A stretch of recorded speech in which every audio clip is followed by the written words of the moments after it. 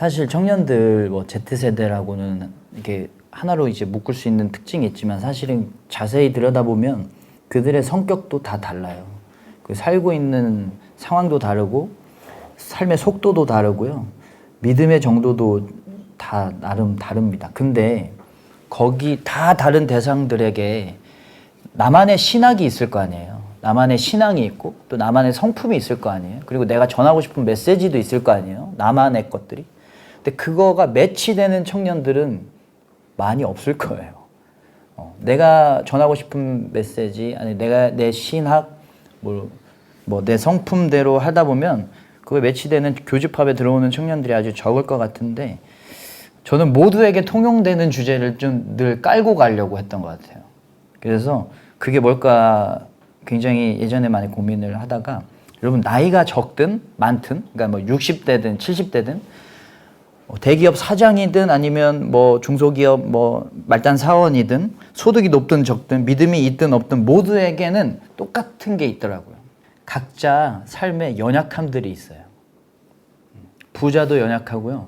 나이가 먹어도 연약하고 어려도 연약하고 다 그런 연약함과 한계들을 만나요. 그래서 저는 항상 그 메시지에 늘 그런 건 아니지만 늘 저의 설교의 보편에는 그 약함을 좀 파고 들어갔던 것 같습니다. 그래서 약함 속에서 하나님이 어떤 분인지를 알려주고 하나님이 우리를 얼마나 사랑하시는지 알려주고 그 약함 속에서 우리가 뭘 할 수가 있는지 그 약함의 이유는 뭔지 뭐 이런 것들을 좀 많이 알려주고 이런 것들이 제 주제를 정하는데 좀 저에게 개인적으로 힌트가 됐던 것 같습니다.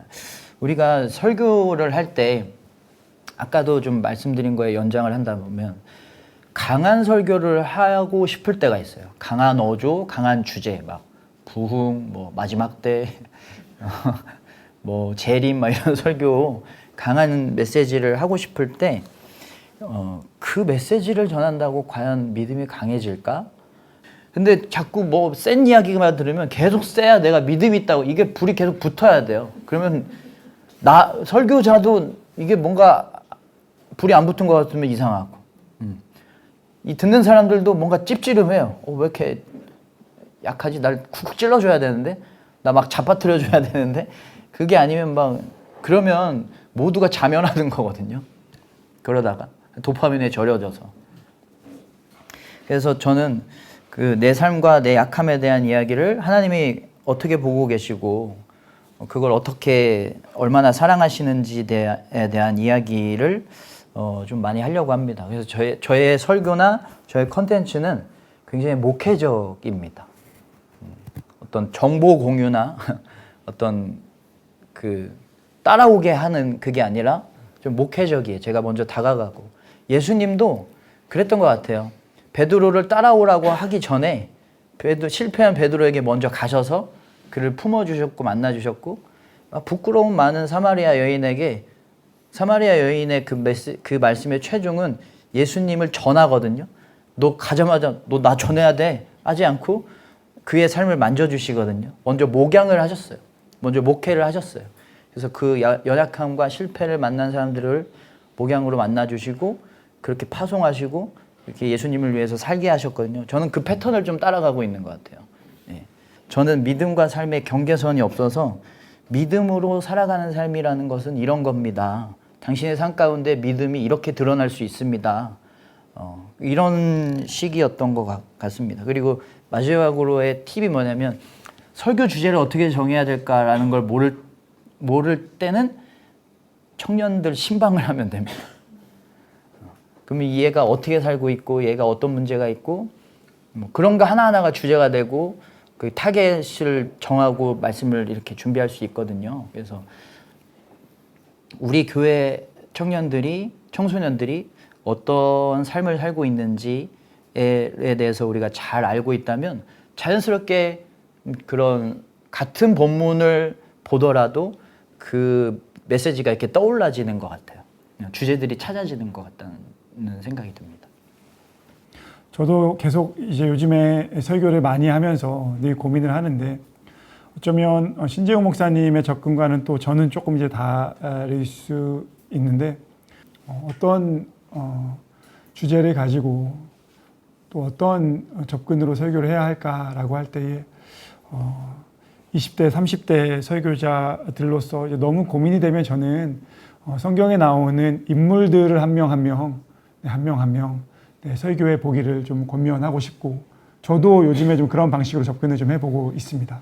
다만 그 인물에 대한 설교를 이미 모두가 알고 있는 내가 이야기하지 않아도 이미 모두가 공통적으로 알고 있는 차원에서의 메시지이기보다는 내가 이 본문을 가지고 이 시대에 맞는 트렌드를 내가 반영을 하면서 이 본문이 전하고자 하는 메시지를 한번 고민해 보시면 매주 모르겠습니다. 여러분들 중에 얼마나 많은 분들이 이번 주일에 다음 주일에 어떤 설교를 해야 할까 고민하시는지 모르겠는데 그게 너무 고민이 되신다면 한 명 한 명 인물에 대한 접근을 해 보시다 보면 그런 고민에서는 많이 벗어나실 수 있고 또 메시지에 대해서도 충분히 접근하실 수 있지 않을까라는 생각을 해봅니다.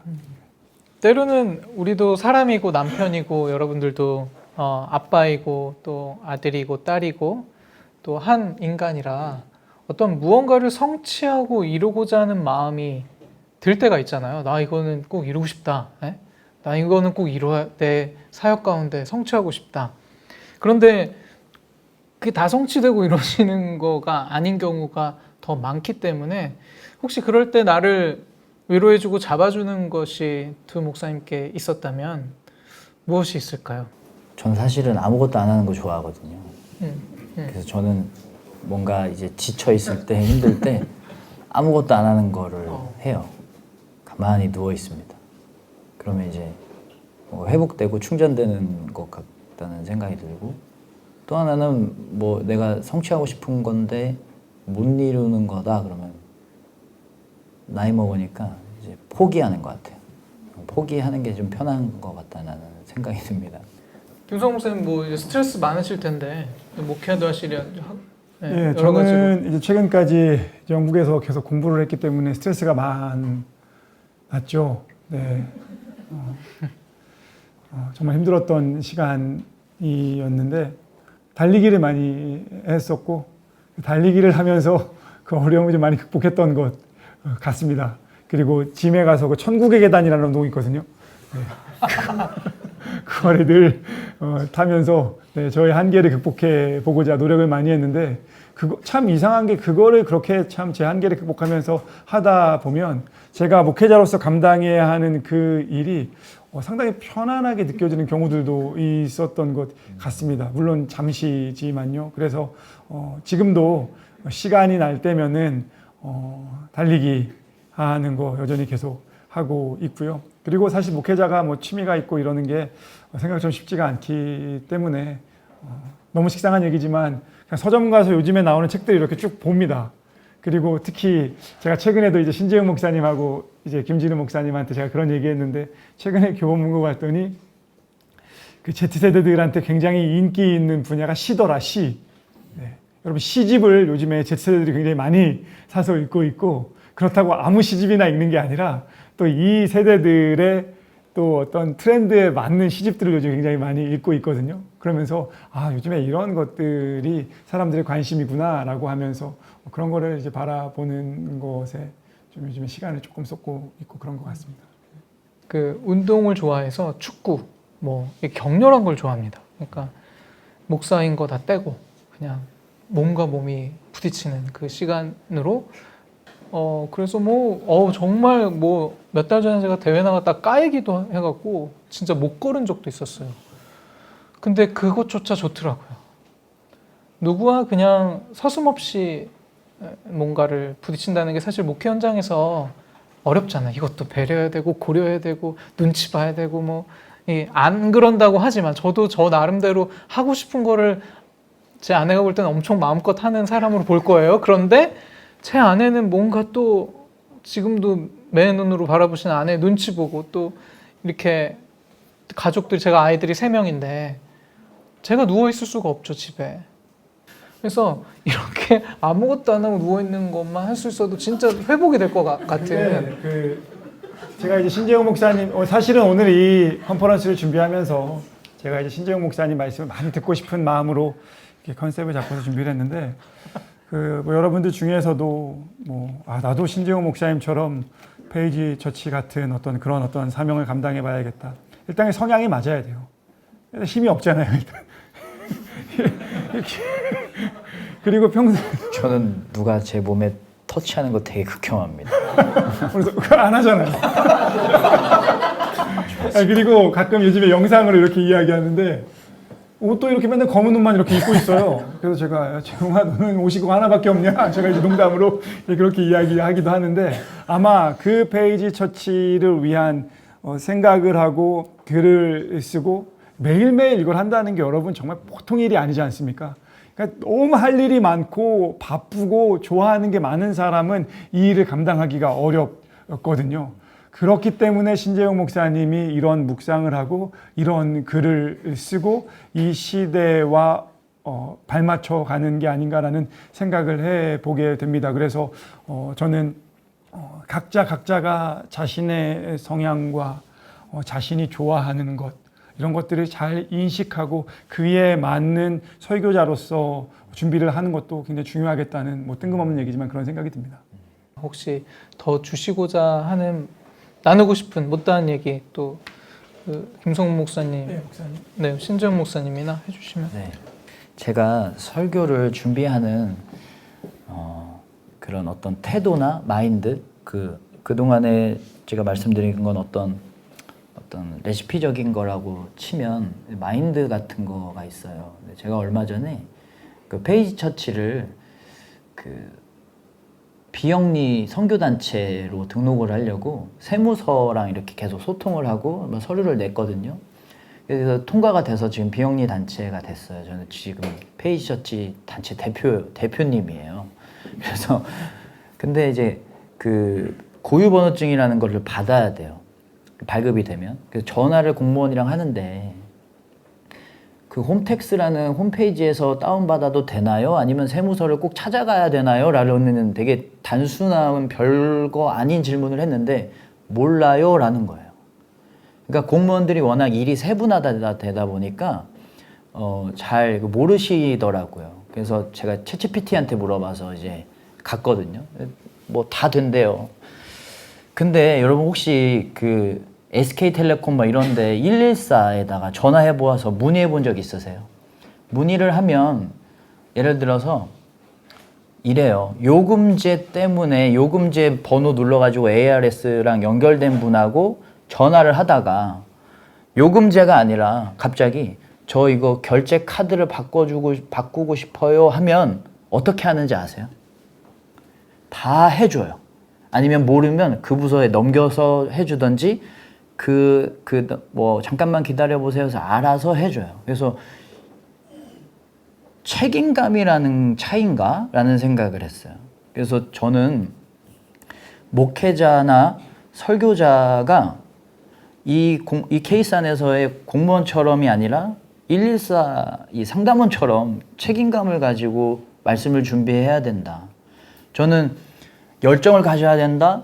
정성을 들여야 된다라는 여러 가지 생각들을 많이 했는데 요즘 들어서 최종 그 태도로 표현해야 되는 단어를 책임감이라고 다시 정리를 하게 됐어요. 저는 그래서 저는 설교 준비를 언제부터 시작을 하냐면요. 그냥 단면적으로 말씀드리면 설교 주일에 보통 딱 주일 설교 하잖아요. 끝나자마자 다음 주 설교를 시작해요. 그러니까 막 준비한다, 막 고민한다가 아니라 계속 고민을 해요. 막 안 풀리는 것들이 있잖아요. 그러면 계속 고민을 합니다. 그게 저를 계속 괴롭혀요. 잠깐 자다가 더워서 깰 때 있죠. 잠깐 무슨 소리 들려서 깰 때 있죠. 그때 깨면 전 그때 고민해요. 설교 그거 어떻게 풀지? 저 핸드폰이 에버노트가 깔려 있는데 에버노트 스마트폰 쓰기 전에는 항상 제 머리맡과 제 호주머니와 화장실 갈 때도 언제든 요만한 성경책하고 이만한 그 노트를 늘 들고 다녔어요. 언제 생각이 나서 쓸지 모르니까 그 노트가 아직도 있는데 샤워할 때도 핸드폰을 들고 가요. 언제 생각날지 모르니까. 근데 꼭 핸드폰을 안 가져가면 또 그렇게 생각이 나요. 그러면 어떻게 하냐면 거울에 써요. 김이 있잖아요. 막 써요. 쓰고 빨리 샤워해서 그 김이 사라지면 안 되니까 김을 더 써서 선명하게 한 다음에 다시 저 사진으로 찍어서 그걸로 막 설교를 해요. 그러니까 거의 집착적이에요. 구성도 버전을 몇 개씩 해요. 이게 여기 나오면 좋을까? 이게 여기 나오면 좋을까? 여기 나오면. 그래서 아내가 괴로울 때가 많아요. 이걸 계속 다 좀 들어줘야 되니까 안 들을 때도 있지만 이런 성경 해석은 막힐 때가 있어요. 이런 건 어떻게 풀어야 되지? 이거 그냥 스킵하지 않고 늘 이거를 풀려고 많이 노력을 해요. 근데 꼭 난제들을 만나잖아요. 이거 어떻게 풀지? 근데 그거를 넘어가지 않고 그거를 직면해서 풀면 거기서 또 좋은 것들이 많이 나오더라고요. 그게 이제 그걸 맛보다 보니까 저를 늘 이렇게 궁지로 몰아갑니다. 여기에서 논리적 오류는 뭐가 있을까? 여기서 내가 여기선 A란 얘기를 했고 여기서는 B란 얘기가 나오는데 이걸 어떻게 연결을 하면 좋을까? 그냥 넘어가도 되거든요. 넘어가면 아무도 몰라요. 근데 저는 그냥 저를 극한으로 몰아가요. 이걸 어떻게 하면 풀 수 있을까? 일주일 내내 고민하고 제 전도사 때부터 이게 습관이 돼서 지금까지 계속 있었는데 이런 어떤 일상적인 마인드는 이렇게 준비를 하고 있다라는 거를 뭐 말씀을 드리고 싶고 또 제일 중요한 건 그겁니다. 제가 요즘 들어서 더 중요한 게 뭐냐면 막 이렇게 막 집착적으로 준비해도 제일 중요한 건 제가 은혜 안에 있어야 되더라고요. 그래서 은혜 안에 머물기 위해서 엄청 기도를 많이 하는 것 같아요. 내가 은혜로 충만해야 은혜를 전할 수 있다라고 믿기 때문에 그거에 또 되게 집착을 하는 것 같아요. 요즘은 좀 하나님이 이런 모임을 좀 갖게 해주셨는데 위러브의 설교자 한 분이 있고 잔치공동체의 설교자 한 분이 있고 그리고 페이지 처치 저희 이렇게 세 명이서 나이대도 비슷한데 세 명이서 매일 묵상을 하는 모임을 만들었어요. 그 단톡방에서 본문 하나를 이렇게 정해놓고 매일매일 묵상을 해서 그거에 대해서 나누고 피드백을 하는데 이걸로 좀 좋은 묵상들이 많이 나오더라고요. 그래서 주제를 정하는 것도 좀 도움이 되고 여기에다가 매일 성경이라고 묵상집 아시죠? 그걸로 또 개인적으로 또 묵상을 하고 있어요. 그러니까 제가 하루에 페이지 저치 컨텐츠 만들어야 되지, 묵상 2개 해야 되지, 뭐 릴스 만들어야 되지, 또 설교 준비해야 되지. 뭐 부목사일 때는 막 장례 가고 뭐 신방 가고 그러니까 너무 여기에 파묻혀서 살았던 것 같아요. 근데 그 모든 것들이 설교를 잘해야 되겠다라기보다는 책임감이었던 것 같아요. 은혜를 어떻게 하면 잘 전할 수 있을까라는 것들. 그래서 여러분이 뭐 제 말이 정답은 아니지만 여러분에게 좀 힌트가 되면 좋을 것 같아요. 그래서 은혜를 전하기 위해서 우리 모두가 정말 최선을 다하는 자리에 늘 있었으면 좋겠다. 그 말씀을 제일 드리고 싶었어요. 오늘 여러분 만나게 됐을 때 다른 이야기들보다도 제가 청년들을 만나서 막 신방을 해가지고 내가 그 사람을 변화시킬 자신이 없어요. 내가 이 사람을 어떻게 막 돌봐가지고 저 혼자서 이렇게 이 사람을 옛날 말이지만 막 감화 감동시킬 자신이 없어요. 근데 말씀은 할 수 있잖아요. 말씀을 하나님의 말씀이니까 그렇게 말씀을 집중을 하니까 뭐 물론 부족했지만 소그룹 모임, 어떤 전도, 부흥, 또 뭐 성경 공부 뭐 이런 것들도 자연스럽게 되더라고요. 예배가 살아나니까. 물론 바쁘시고 여러 가지 이제 목회 여러 가지 요소들이 있어요. 상담도 있고 신방도 있고 뭐 성경 공부도 있고 그런 것도 있겠지만 각자의 달란트에 맞춰서 열심히 하시되 더 우리가 말씀으로 최선을 다하는 자리, 최선을 다해서 전하는 자리, 최선을 다해서 준비하는 자리에 다 이렇게 있으면 좋겠다라는 그런 말씀을 꼭 드리고 싶었습니다. 네. 정말 감사합니다. 김성훈 목사님 시간 다 쓰셔서 김성훈 목사 1분만. 네. 그래도 안 하실 수는 없잖아요. 그래도 한 말씀 하셔야죠. 네, 좀 더 드릴까요? 아니요. 네. 특별히 할 얘기 없었고요. 신재웅 목사님 오늘 이렇게 함께 페이지 처치에 대한 이야기 나눌 수 있어서 굉장히 기쁘고 이 시대와 특별히 젊은 청소년들, 청년들에게 진실된 관심을 갖고 하나님의 도움을 구하면서 가다 보면 신재용 목사님 페이스처치 이렇게 시작하시게 된 것처럼 또 20대, 30대 또 새로운 세대들을 통해서 또 새로운 시대를 읽을 수 있는 그런 일들이 많이 일어나지 않을까라는 생각을 해 봅니다. 또 추후에 이런 모임을 통해서 함께 대화 나눌 수 있는 기회가 종종 있으면 좋겠습니다. 네, 오늘 정말 사실 줄여서 하느라 정말 많이 나누고 싶고 그런 것들이 많았지만 오늘만 날이 아니니까 여러분들이 양해해 주시고 제가 비행기 타고 오면서 영화를 하나 봤어요. 뭘 봤을까요? 대한항공 타고 왔는데 혹시 네? 목사님? 킹 오브 킹스. 저 아직 그 영화 못 봤어요. 죄송해요. 우리 애들은 봤는데 보네포 목사님 영화 당연히 안 봤고요. 왜냐면 너무 심각하고 싶지가 않은 거예요. 그래서 딱 보다가 미션 임파서블 딱 뜨는 그래서 그걸 봤어요. 근데 그 많은 영화 중에 미션 임파서블 선택한 이유는 때로는 나에게 주어진 미션이 너무 커서 나는 할 수 없을 것 같다라고 느낄 때가 많거든요. 그럼 제가 뉴욕 맨하탄에 살지만 여행 가는 건 즐겁지만 사는 건 한번 살아보세요.